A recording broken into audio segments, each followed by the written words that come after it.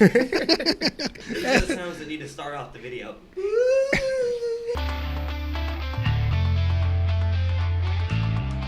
There's no rhyme or reason to have this video, but we thought it would be fun. We're out here in Florida at Disney World for business, not pleasure, but we've been having a good time. We're all going to ask each other a question, maybe, if these guys can come up with questions. So, who do I want to start with? So this will be kind of semi-serious, whatever you want it to be. I'll start with JP. What's more difficult, jiu-jitsu or marathon training? Jiu-jitsu. Because it's harder than marathon training. All right, so you're getting ready to run a full marathon, but that's not as difficult as jiu-jitsu. I've never done a full marathon. I've run 20 miles, but that still was you don't have to is look not down at the floor when you're talking. There's no one there. I feel like I need to see the volume spikes for this too. It looks cool, huh? It does look cool, yeah. If you do the spikes up. We're supposed to be checking. We're supposed to be gone. Oh, we got 30 minutes. All right. Yeah, jiu-jitsu is definitely, well, it's for sure mentally harder. There's no doubt about that because it doesn't take much thought process to just run in a straight line. Left foot, right foot. But there is a lot of mental toughness, I would say. And there's a lot of training leading up to it. There's a lot more physical preparation, I guess, to do that than to just do jiu-jitsu class. But jiu-jitsu is harder. I hurt more after jiu-jitsu, and my brain hurts more after jiu-jitsu. In a good way. Good answer. Good answer. You're running on Friday? Saturday. Saturday. Yep. 26.2 miles. Do you think you're ready? You haven't run that far yet. No, I've run 20 miles. Yeah. And that felt pretty good. I think I'm definitely ready to do it. When someone trains for a marathon, do they usually do they prep by knowing they can run the whole thing first? No. Oh, okay. No, I've never really heard of anybody doing like the full length as training. They'll usually do like 20 or 22. Okay. And try to do the time that they're seeking. But then for like a week or two leading up to it, they'll go at a really, really slow pace to keep the heart rate down. Interesting. And I don't really know all the science behind that, but I haven't been training that way. Okay. But I suppose I will this week leading up to it. But I'm going to taper off big time. Like yesterday was 8 miles total that I did, but that'll be the longest. You want to go in fully recovered. Totally. I don't want anything to hurt at all. I want to be very fresh, where all I have to do is just stretch a lot. 26 miles. That's a lot of running. Not when you have on Nike Vaporflies. You're getting no sponsorship from them. That's either. okay. Maybe you will. Maybe. After You the never dozens know. of views that That'd we be get awesome. from this video. Yeah. All right. Jose, your turn. I'm going to ask you the question now. So, what do you think is the biggest difference between how you think and approach jiu-jitsu when you were, say, a blue or purple belt than it is today? Well, it's kind of difficult to answer in the point of the passion, the desire, the motivation hasn't changed. Uh-huh. You know, I think more than anything is the wisdom, the experience that I've gained from training sort of gives me an idea of like the troubleshooting, the issues, anything that I might run into. And one of the biggest thing it allows me to do is kind of have comprehension for the people who are at that level, understanding. Because I remember being having a little bit of ego or being a little bit of I wouldn't say cocky, but excited about my skills at blue belt, purple belt level. And now it's humbling to see a lot of levels in the world and where it really puts me, and that I have a lot to learn. So more than anything, I think the mentality of thinking how good you are. I think I'm good. I had a similar experience that purple belt is just, especially when you start figuring out all the main positions and kind of thinking like, I'm starting to figure it all out. And you really need to keep going to realize how little you actually know. Yeah. You have to know a lot to realize how little you know in the grand scheme of things. Exactly. Yeah. I remember thinking like, I'm breaking through, like that means I know this, I should get my belt, or I know this, I should definitely, I'm at a different level. And now, we had Nick Schrock did a seminar, pretty basic stuff. And back then, I probably would have taken it for granted a little bit. Mm-hmm. But now, being a black belt almost 6 years, it really gave me a lot of, I guess, seeing the way of somebody else teaching like such basic stuff. Yeah, it really gave me another perspective of understanding and why it's so important. And like I said, just realizing that now I don't know as much yet is humbling. Well, and also like teaching the same move we learned as a white belt in a kind of a new way. Yeah, I think that's very telling of a very high level black belt, is their ability to take a move, a technique that everyone in class knows and has seen before, and add something to it. Yeah. And not just, hey, here's something brand new, but here's something you've all seen, and you probably haven't done it this way. Yeah. Yeah. Awesome. All right, Anthony. You started training with us when you were 5 years old. You're now 17. Why are you still a blue belt? Well, I know. Jiu-jitsu is a marathon. What's that, Professor Todd? And I didn't have the Nike Vaporfly, so it takes me a lot longer to get through it. So yeah, I'm running with Skechers. So my path is a little bit longer, but I'm going to get through it. 10 more years.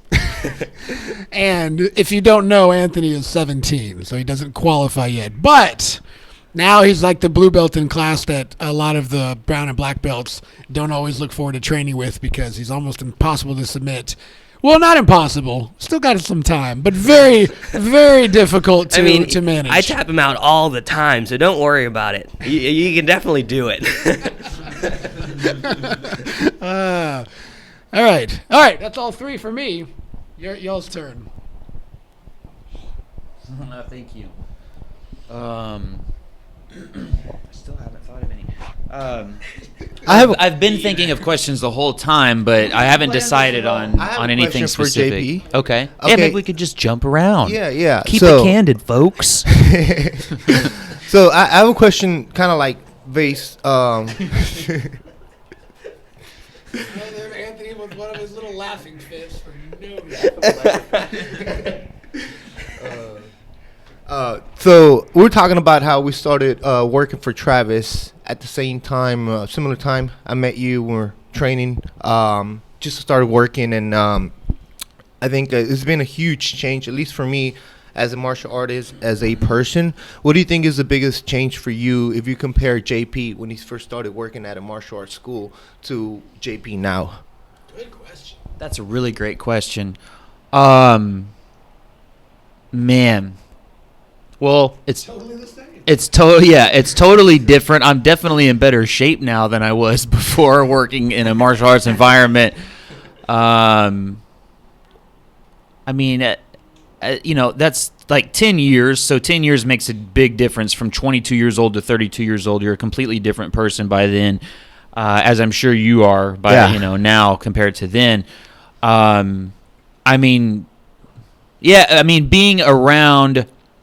Being around all of you guys and all of the students and the other coaches and everybody has such an influence that shapes and molds you into the person you become, which I'm super grateful for, because all of you and everybody else at the academy has like replaced all of the other people that I would be around most of the time. Yeah. And that's been a really good thing, because at the time, I guess I didn't look at them like they were a bad influence. It was just like, no, that's my crowd, and that's who, I'm going to stick with. And I don't think I'll ever, or any of you will ever, get to the point where you forget about where kind of your humble beginnings. But it's good to be able to kind of look back and realize, like, wow, it's important to surround yourself with people that make you the best version of yourself. Yeah. So that's been the biggest change, I think, overall. Cool. So that's a great question. Awesome. I have questions now. I kind of came up. Oh, next one's Anthony. So we were talking about it last night. Like we have very similar backgrounds where we come from and everything, right? And obviously I have a lot of respect for you, not just as a martial artist, but the way you carry yourself and the responsibility to put behind the choices that you make. You know, not that you have that influence right now, but you still put yourself on a pedestal of, you know, have your goals and this is who you are, and you know you have. I admire that, you know, because at your age, I was probably a little lost. So, what would you say to those people who have from similar backgrounds, who fall into that crowd and give in and never make it into the full potential? Like I'm seeing you being a martial artist, a very good, responsible person, and very smart when it comes to your education. And I'm sure you're gonna accomplish whatever you want. What would you say to those people, those kids that are maybe in that route right now, when it comes to making decisions and the choices they make? Well, it would be easy. Well, like what he's referencing to is that we grew up in a position where we didn't have access to a lot of things, whether it be because of financial reasons or just an inability to do so. But I have thought about that since I started so young. Team Tooke, I started when I was 5. But I have wondered what life would have looked like had I not joined, and like where I would be at now. But I think it's played a large role in kind of my attitude towards things. It's like training jiu-jitsu gave me a perspective that if I put in the effort, then I'll get out the necessitated result. And I think I applied that to everything outside of school. I mean, outside of the academy. So at school, I did the same thing. And I don't think I was ever in a scenario where I felt pressured into doing something at school or even outside of school. But I think I didn't feel that pressure because I had jiu-jitsu backing me. So I had an outlet for anything that I could put effort into. So if I wanted to go out and enjoy myself, it wasn't a matter of going to a party, but it was more, I want to go train. That's how I'm going to have fun today. Mm-hmm. But just find an outlet. I think an outlet for just being is a really good thing. And surrounding yourselves with people who have achieved something that you're striving for. It's like, be with people that have gone where you want to be. Cool. Thank you, sir. And I have last question. No. Do you hate me? Why did you double switch kick me in my sleep? You can answer. You don't have to answer that. No comment. Last one for Mr. Travis Tooke. So it's very similar, right? You know, we were like, I grew up in similar areas, Anthony. Thankfully, things worked out for us. But I also grew up I moved around a lot. And the other area where I lived a lot was in the Tombaugh area, which I was put there so I wouldn't get in trouble. But that's the area where you grew up. We went to the same high school, not the same time. You too, JP. And I know a lot of your background story, you know, from your childhood and everything. So my question is, you know, in all honesty, what do you think you'd be doing if you had never, you know, found jiu-jitsu? I got asked this the other day by a middle school kid who was at a career day, and I guess that was one of their go-to questions that they just ask all the presenters. And I didn't have a good answer, you know, because I've been doing it so long that to imagine doing something else is pretty challenging. To try to think of like, well, what would I be doing if I didn't do jiu-jitsu? I'd like to think I would have found a route that would have led to something positive and still contributing. But I can't imagine it would have been anywhere near what it is, which I have to this is why I just encourage people to do martial arts. I mean, jiu-jitsu I'm biased toward, but martial arts in general is a pretty special community in the way that we interact, because it requires a whole lot of trust. You have to say, hey, we're going to basically mimic killing each other, and we have to be safe and take care of each other. That requires a unique bond, and you have to show up time and time again. And so with that, you know, what we've kind of formed, you know, with the school is an ability to show people the value of pushing yourself past your physical discomforts and moving your ego to the side to try to replace it with a better version of yourself. Because I know that's what it did for me. We've changed it because my version of that was like just the just show up, train really hard, and a lot of people quit back then. And I realize now that's not for everybody, because now, you know, some people are going to quit, and you have to nurture their journey different than maybe the way that like we all kind of did it the just the grind way, you know what I mean? Which is important that people get to that point of training. But not everybody's ready for it on day one. So I'm kind of deviating from the question because I don't have a very good answer for it. I don't know what I would be doing. I think I would want to do something that involved working with people, because by nature I was a pretty shy, timid kid, and I didn't have a lot of real confidence and self-esteem, and jiu-jitsu gave me that. I would hope I would find something. I would have been fortunate enough to find something that allowed that part of my character to flourish, because it was in there, but I didn't know it. And I think that's important. Like, I think that's so important when you're trying to kind of find out, when you're younger, you're trying to find out who you are, is to have that faith that there is an avenue for you to find that better version of yourself. But until you find it, you don't really know it's there. So you sort of, you know, when you have doubt and negativity in your life, which, you know, we've all had that. I know JP and I grew up in a challenging environment as kids, and there were moments where I know we both, at the same time and at different times, we questioned whether we could be the type of people that we imagined. And I think, you know, when you're questioning that, you sort of have doubt. You might think that maybe this is just how, you know, I'm going to be, and I need to just settle. And that's a dangerous idea. So I don't know, just something. And there, by the way, there are a lot of ways to do it. You know, we're all biased toward jiu-jitsu, but there are plenty of ways that you can bring that part out of you. It can be sport, it can be work, it can be career, it can be just who you choose to interact with. Like Anthony said, just who you put yourself around makes the biggest difference. And being in martial arts and setting high goals, you get access to a lot of those kinds of people. So I don't know which career path, because I don't really have a second place in terms of what I like, you know, but it would need hopefully something that surrounded me with people in similar quality character. Great answer. Thanks, JP. Just go on and on and on. So I feel myself doing it. I can't stop. It's like the brakes don't that's work. Better. Wait, there's more. That's better, though. I think I have the same two questions for all of you, because I think everybody will have. We have to check out in like 4 minutes. It's 10:47. Well, give me a quick answer. Just don't answer Did the way we put that the he latch does. on the door so they can't open? No. Yeah. So the same two questions for everybody. We know You can karate. give your quick answers. How do you really feel about the coronavirus, first of all, and do you think they're going to develop a vaccine soon enough? Your thoughts?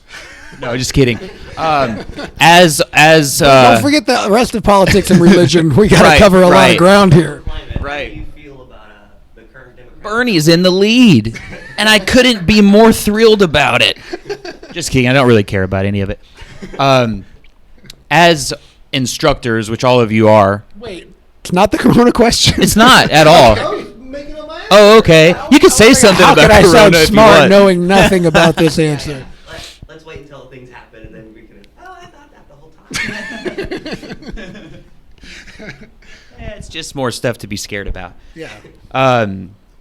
As instructors, what has been the most rewarding thing just about in general working with people? Because you're constantly adapting to everybody's personality. You're constantly adapting to how am I conveying information in a way that's going to benefit the student individually the best, or the most rather. So what has been the most rewarding part of just working with people in general, and what has been your most embarrassing moment, either as an instructor or just your most embarrassing moment ever? Well, totally In all of life? in all of life. That's private. Well, you can leave out the most private ones if you want, but the most funny, embarrassing moment, I guess, whether it's jiu-jitsu, coaching related or not, that you feel free enough to share. You may go first. I'm holding the microphone. Okay, so Should I give him a simpler way to ask that? Yeah, because he's gonna go on me. Your most rewarding. I can't answer that shortly, but I'll Yeah. try. Okay. And then the most embarrassing. And most Okay, I'll try to summarize it because there are different levels of reward. It can happen very quickly with a new student. Like a child walks in, they're low confidence. They've never felt good about anything, and you experience this all the time doing like the one-on-one lessons. Like you'll see kids for the first time ever stand tall and confidently because of their initial experience in martial arts. Right. So that is really transformative on a short term, and we get to see that all the time. So that is kind of a constant. On a bigger scale, and especially when parents have like never seen that happen before so fast with their kids. Yeah, and they're That's shocked, awesome. like Yeah. we're doing some magic, Yeah. Confidence Like how, like, voodoo. They've and it's even like, said no, like, it's how just- did you do that? Yeah, exactly. Even when they watch it happen. Right. That's really cool. Like you can do the same thing. I don't know. Maybe I think having the uniform gives us an unfair advantage in that area, but in the long term, which is far more powerful because it requires the ups and downs of the student's experience, if they stick with it and then watching how they change over time. Like I use Anthony, as an example. I use him as an example all the time. Not to toot your horn anymore, but he's a good example of just what can happen when somebody puts in a lot of time. And then like Jose shared his story about kind of who he was when he started. He didn't start when he was 5 years old. He started later and becoming a completely different person, a more ideal version of themselves. And not just to witness that and see it from, kind of based on my own opinion, like, oh, I think this about you, but for them to feel that about themselves.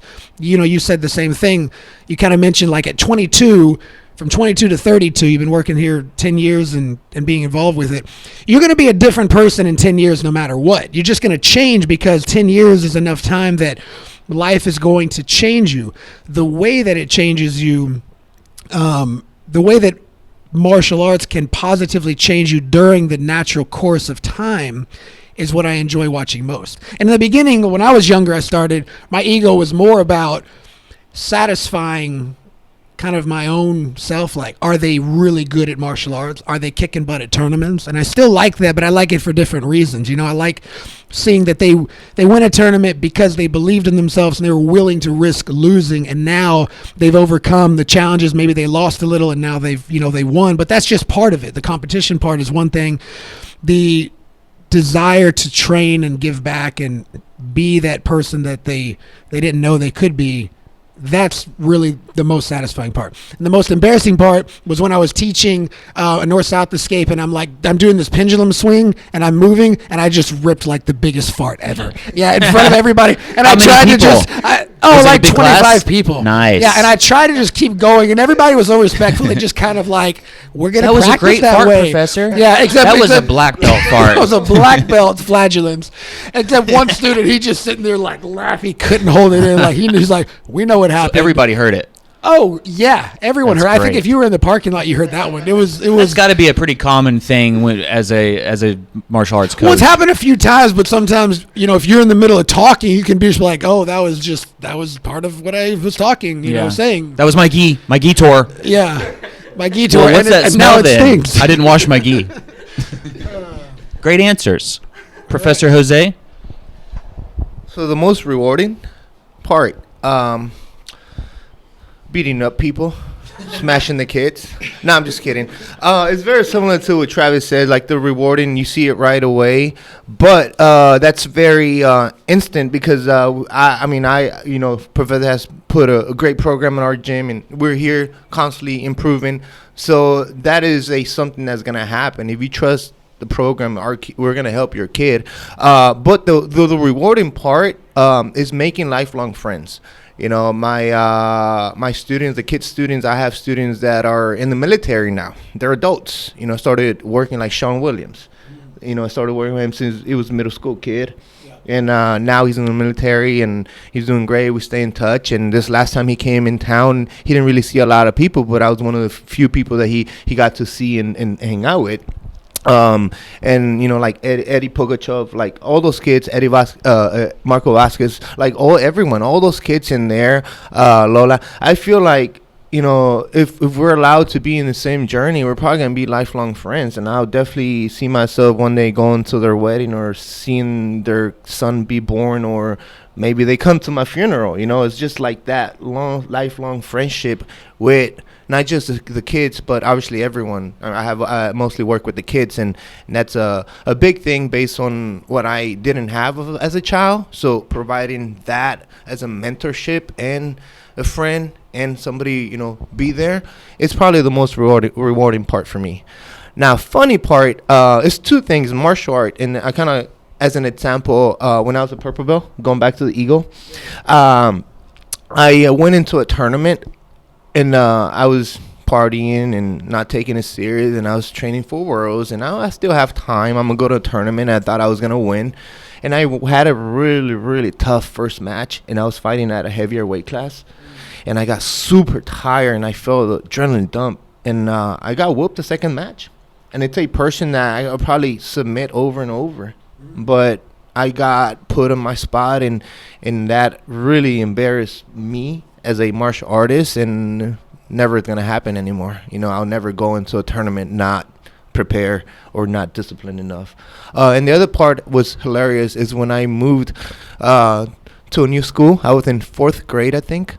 And I was walking into the classroom, and I had one of those boots that have like those hooks where you put the shoelaces on, and they will come off often. And they decided to fall off right as I'm walking into the classroom. So as the teacher is introducing me as a new student, I'm walking in and I fall first onto the floor, and everybody started laughing at me like hardcore. So yeah, that was probably one of the fall. I didn't know martial arts yet, you know. I was just an angry kid. I probably punched the ground, but no, I didn't break fall. You've got 45 seconds. Yeah. Okay. So the most rewarding part, I think, is like when you have those students that come in, like they're the most timid. They're the ones that don't want to get on the mat, and the second that they get onto the mat and they start participating, you see that shift, and they're genuinely excited about being there, and they're happy in their decision. I think that's the most valuable. Like, I have students that come onto the mat, and they love it right away. Like, there was no hesitance to get on at all. And I love those students just as much. But when you can see that juxtaposition of a student that's shy and doesn't want to participate, and then maybe even a week later they're on the mats and they're absolutely enjoying it, I think that's one of the best aspects for me. But even like Jose was saying, is like forming those lifelong connections. It's like I met Professor Travis when I was 5. I was like that big, and he's still just as old as ever. But but now we're pretty good friends, which is Pretty good. yeah. I wouldn't say great, but It would be too hard to say that. yeah, It would make you uncomfortable. we're friends. We're pleasant acquaintances. Yeah. We don't hate each other. And that's cool to think about. And in April, it's going to be 12 years that I've known him, and I don't think I've gone more than 2 weeks without seeing him. So it's crazy to think about, especially moving on to my college years when I'll be out of Team Tooke. But yeah, it's cool to think about. I hope to be able to do the same thing for my students and have students that stay with me for years. Embarrassing Oh. moments. Yeah. Well, it's all over Facebook. It's like anytime a memory comes up, it's me. I weigh the exact same, but I'm 2 feet shorter. With diapers. And I'm like, yeah. But yeah, if you want to see anything embarrassing, you can like go to my Facebook page and the photos and videos that I'm tagged in, and scroll to the bottom. Or like he'll share them every 3 months. Something will come up. It's like a video of me, but yeah. I don't think those will be embarrassing to you in just a few years. Have you ever had something super embarrassing happen in front of a bunch of people?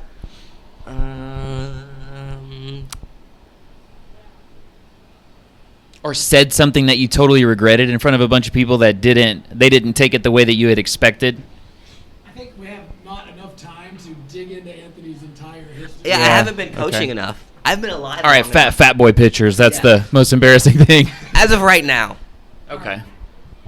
Good. Oh, I'll ask the same question for everyone. What was the most impactful book that you've read?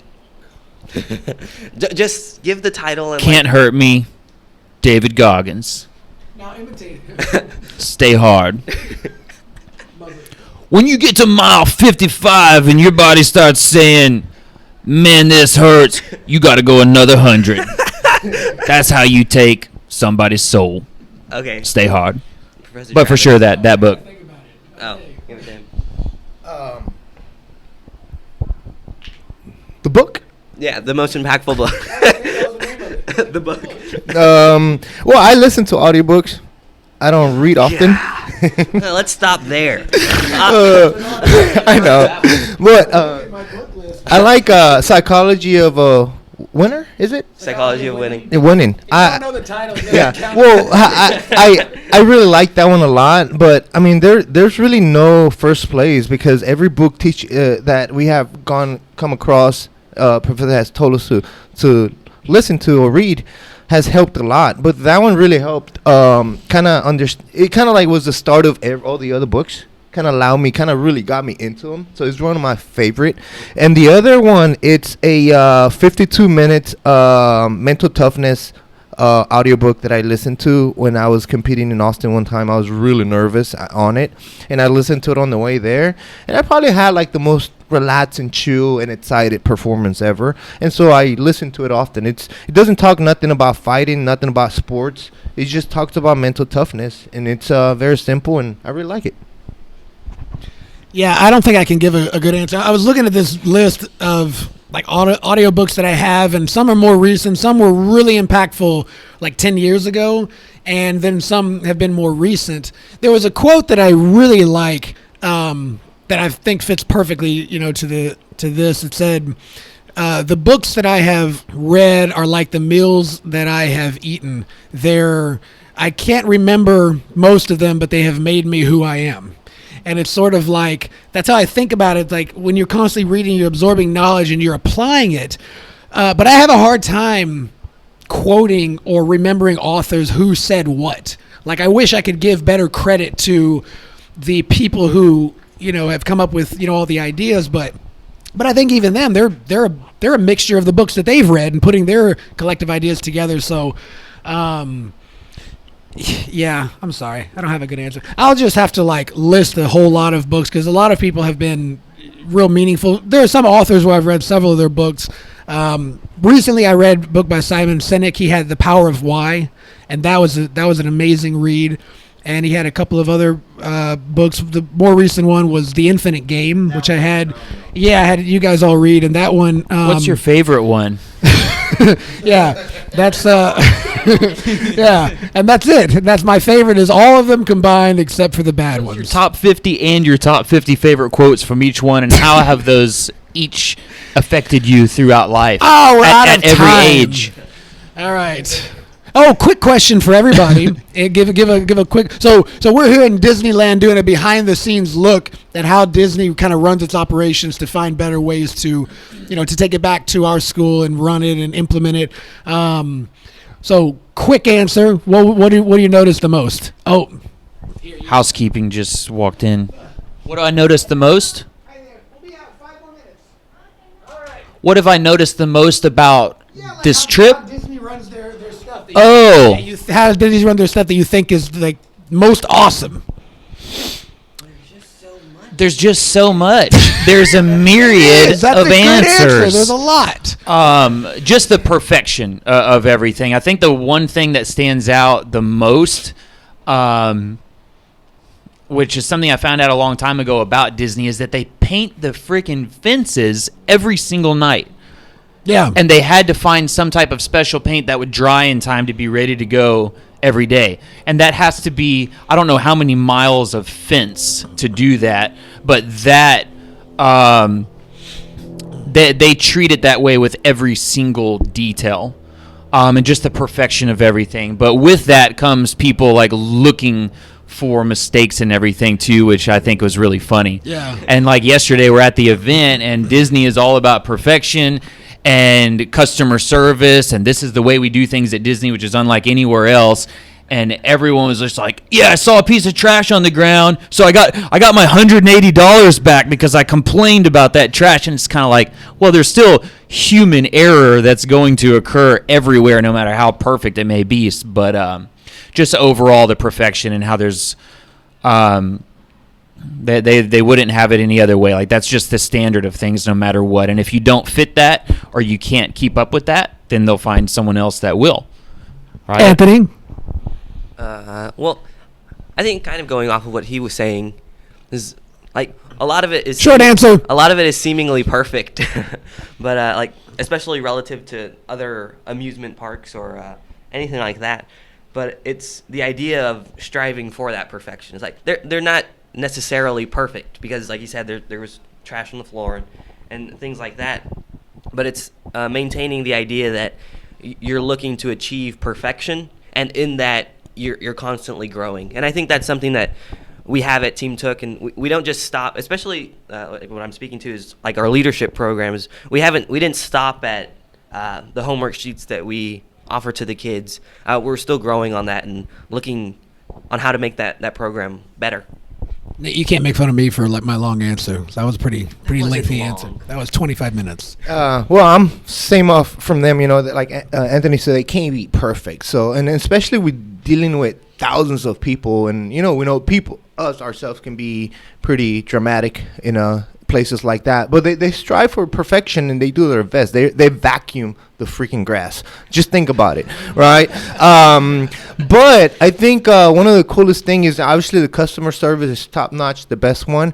But the really the idea that what it is, you know, the fantasy of a child. So you see how, and Toby said it yesterday in the meetings in the conference, is how they dig into your childhood and pull you back into being a kid. Well, yeah, he was saying like half the people there are, you know, families. The other half are just people between the age of like 30 and 50 walking around by themselves having a good time. So it's really cool because like he made a quote. It's like, how exactly was it? It's like people. It takes a crazy person to change the world, something like that. I forgot exactly how. I think it was a Steve Jobs quote. Yeah. Right? But the reality, Walt Disney had the idea of bringing that person to a childhood memories and having a weekend of getting away and doing that. I think that's fantastic. Cool. All right. I guess we're done. Yeah, we gotta go. Yeah, we got to go. They're about to kick us out. Bye, guys. Hey, thank you so much for watching. If you enjoyed that, please be sure to like and subscribe to this channel. Also, don't forget to share this video with somebody else. Thank you.